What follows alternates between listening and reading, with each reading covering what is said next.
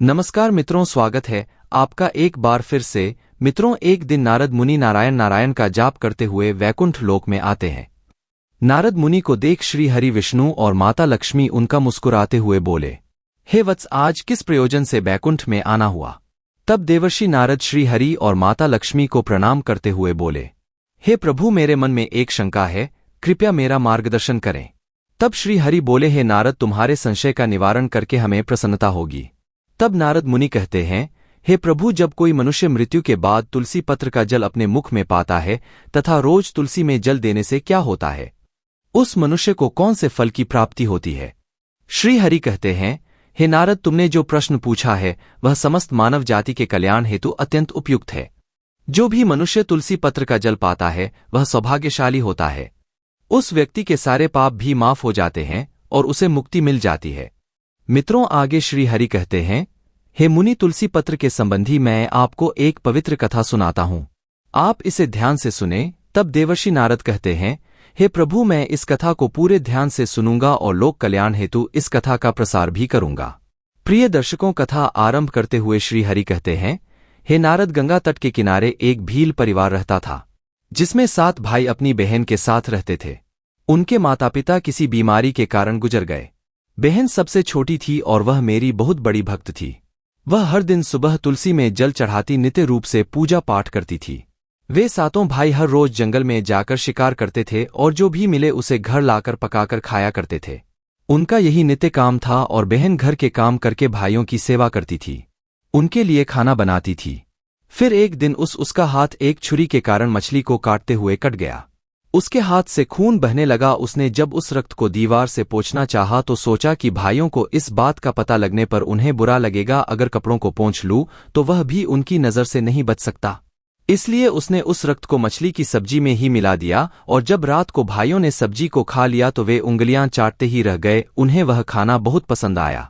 फिर सबसे बड़े भाई ने बहन से पूछा कि आज खाने में क्या मिलाया है जो इतना स्वादिष्ट बन गया है? तो उसने कुछ भी नहीं बताया, किंतु सारे भाइयों के बार बार आग्रह करने बावजूद भी उसने उन्हें नहीं बताया। फिर अगले दिन खाने का स्वाद पुराने जैसा ही था, इसलिए बड़े भाई ने बहन को कसम दिलाई कि उसने खाने में क्या मिलाया था। तब बहन ने अपने हाथ के रक्त के बारे में उसे बता दिया। प्रिय दर्शकों, श्री हरि कहते हैं, हे नारद, बड़े भाई के कुटिल दिमाग में एक बुरा ख्याल आया कि क्यों न हम अपनी बहन को ही मारकर खा जाए, क्योंकि उसके रक्त की चंद बूंदें ही इतनी स्वादिष्ट थी तो फिर उसका मांस कितना स्वादिष्ट और मुलायम होगा। फिर अगले दिन बड़ा भाई अपनी यह कुटिल योजना सारे भाइयों को बताता है और सबसे छोटे भाई को छोड़ सारे भाई राजी भी हो जाते हैं। तब बड़ा भाई अपनी बहन की हत्या करने की साजिश बना लेता है। प्रिय दर्शकों, श्री हरि कहते हैं, हे नारद, दूसरे दिन वे सभी बहन की शादी कराने हेतु उसे दूसरे गांव चलने के लिए मना लेते हैं। फिर वे सभी अपनी बहन को रास्ते की एक छोटी गुम्फा में ले जाकर उसे बांध देते हैं और उस पर बाणों से वार करना शुरू कर देते हैं। तभी उस स्त्री ने मन ही मन ईश्वर की प्रार्थना करते हुए कहा कि हे प्रभु, अब आप ही मेरी रक्षा करें। तब एक चमत्कार हो जाता है। सबसे बड़ा भाई बाण तो चलाता है लेकिन वह निशाना चूक जाता है। उसका निशाना बार बार चूक जाता है। फिर दूसरे भाई भी एक एक करके बाण चलाते हैं, फिर भी उन सभी का निशाना चूक ही जाता है। अंत सबसे छोटे भाई को बाण चलाने को कहते हैं, किंतु वह मना कर देता है। तब सभी भाई उसे ही जान से मारने की धमकी देते हैं। तो बहन स्वयं मुझसे विनती करती हुई बोली, हे प्रभु, अब आप मेरे छोटे भाई की रक्षा करें और मेरे प्राण ले। ऐसा कहते ही सबसे छोटे भाई का बाण बिना निशाने के ही बहन के सीने को भेज जाता है। तब वे सारे 6 भाई अपनी ही सगी बहन को काटकर पकाते हैं और आपस में परोसते हैं और अंत में सबसे छोटे भाई को उसका सिर खाने को देते हैं। वह अत्यंत दुखी होकर मन ही मन बहुत रोता है। उसने अपनी कपड़ों में एक मछली का टुकड़ा छुपा के रखा था तो उसने उसी मछली को ही खाने में मिलाकर खा लिया।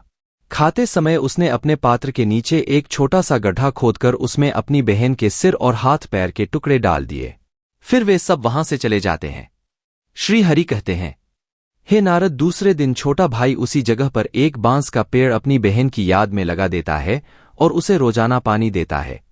इसी तरह कुछ दिन बच जाने के बाद एक साधु उस बांस के पास मलमूत्र त्यागने हेतु जाते हैं तो वहां से आवाज आती है, हे साधु महाराज, आप इस जगह मल का त्याग ना करें।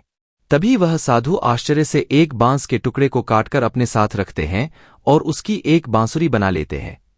जब भी वह साधु बांसुरी बजाता तो उसमें से एक स्त्री की सुंदर गाती हुई आवाज आती थी। वह तपस्वी उसी बांसुरी को बजाते हुए अपना जीवन यापन करने लगे। कुछ समय बीतने के बाद वे साधु उसी बड़े भाई के घर गए तो वह बांसुरी बजने के अलावा वह कहने लगी कि इसी दुष्ट ने मेरी हत्या की है। ऐसा सुनते ही घर से बड़ा भाई भागते हुए आया और उसने उस साधु को अपने द्वार से आगे भगाया। श्री हरि कहते हैं, हे नारद, इसी तरह वह साधु उन 6 भाइयों के द्वार पर जाता है, किंतु वे सभी साधु को वहां से भगा देते हैं। साधु को तब कुछ हद तक यह बात समझ में आ जाती है कि जिस स्त्री की आत्मा इस बांसुरी में रहती है उसका इन लोगों के साथ जरूर कुछ नाता होगा, किंतु बेचारा साधु उन सभी के साथ कुछ भी नहीं कर सकता था। इसलिए वह फिर अंत में 7वें भाई के द्वार पर जाता है। तभी वह बांसुरी कहती है, यही मेरे प्रिय भाई का घर है। मित्रों, जब घर में बैठे दुखी भाई को अपनी बहन की पुकार सुनाई दी तो वह भागते हुए घर से बाहर आता है, किंतु देखने पर वह देखता है कि एक साधु बांसुरी लेकर द्वार पर खड़ा है। तो साधु ने उस भाई को बताया कि वह आवाज इस बांसुरी से आई है। मित्रों, श्री हरि कहते हैं, हे नारद, वह भाई उस साधु से विनती करते हुए उनसे बांसुरी मांगता है। तब वह साधु उस बांसुरी को 7वें भाई को देता है और वह वहां से चला जाता है। फिर वह भाई भी अपनी बहन की आवाज वाली बांसुरी बजाता है। तो वह उसे कहती है, हे भाई, मुझे पता है कि तुम मुझसे बहुत प्रेम करते हो, किंतु मेरी मुक्ति के लिए तुम हर दिन घर की तुलसी में जल चढ़ाओ तथा भगवान श्री हरि की पूजा पाठ और नित्य सेवा करो। अपनी बहन की आत्मा की बातों को मानकर वह भाई नित्य रूप से तुलसी में जल देता और घर में पूजा पाठ करता था। श्री हरि कहते हैं, हे मुनि, मैं उस भाई की पूजा पाठ और उस मरी हुए बहन के आत्मा के प्रति प्रेम से भावुक हो गया। फिर एक दिन जब वह भाई तुलसी को जल देते हुए मन ही मन मेरा नाम का जप कर रहा था, तब स्वयं मैं उसी तुलसी के पौधे से उस गरीब भाई के घर में प्रकट हुआ। मेरे तुलसी के पौधे से प्रकट होने से वह भाई तुरंत मेरे शरण आया और सच्चे मन से मेरी स्तुति करने लगा। प्रिय दर्शकों, श्री हरि कहते हैं, हे नारद, तब मैंने उस भाई को तुलसी पत्र का जल उस बांसुरी में डालने को कहा और उसने मेरे नाम लेते हुए उस बांसुरी में तुलसी पत्र से जल डाला तो मेरे आशीर्वाद से उस स्त्री का पुनर्जन्म होकर वह स्वयं उस बांसुरी बाहर आ गई। तब उन दोनों भाई बहन को मैंने तुलसी के संबंध में महत्वपूर्ण ज्ञान दिया था। वह ज्ञान अब आप भी ध्यान से सुने। तुलसी को मेरी पत्नी लक्ष्मी का ही रूप माना जाता है। तुलसी में हर रोज जल चढ़ाने से जीवन की परेशानियां दूर होती हैं और सुख शांति आती है और से धन का लाभ होता है। तुलसी में जल चढ़ाते समय चंदन का तिलक लगाना शुभ माना जाता है। तुलसी में जल चढ़ाने का सही समय सूर्योदय से लेकर उसके 2 से 3 घंटे बाद तक का ही होता है। तुलसी में हमेशा संतुलित मात्रा में ही जल चढ़ाना चाहिए। तुलसी के पौधे में रविवार को जल नहीं चढ़ाना चाहिए। शाम के समय यानी कि सूर्यास्त के बाद तुलसी के पौधे में दीपक नहीं जलाना चाहिए। मंगलवार को तुलसी में जल देने से विष्णु जी और लक्ष्मी जी दोनों ही प्रसन्न होते हैं।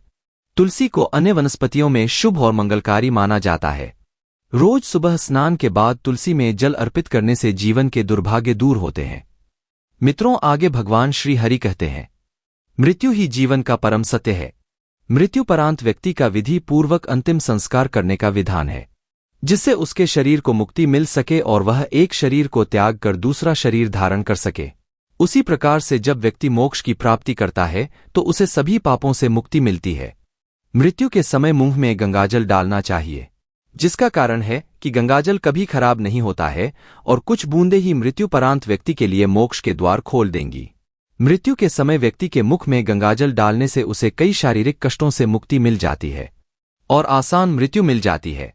यदि मृत्यु के समय व्यक्ति के मुंह में तुलसी की पत्तियां रखी जाती हैं तो मरने वाले व्यक्ति की आत्मा को भगवान विष्णु का आशीष प्राप्त होता है और संसार की मोह माया से मुक्ति मिलती है।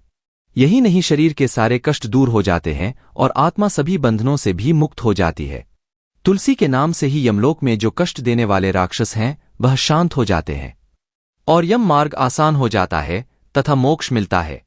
इसीलिए मोक्ष के लिए ही गंगाजल और तुलसी का सेवन मृत्यु के समय किया जाता है। तो मित्रों, आशा करता हूं कि आपको यह कथा और जानकारी अवश्य ही पसंद आई होगी। तो वीडियो को लाइक करें और कमेंट जय मां तुलसी और जय श्री कृष्ण में जरूर लिखें। अंत तक बने रहने के लिए आप सभी का बहुत बहुत धन्यवाद।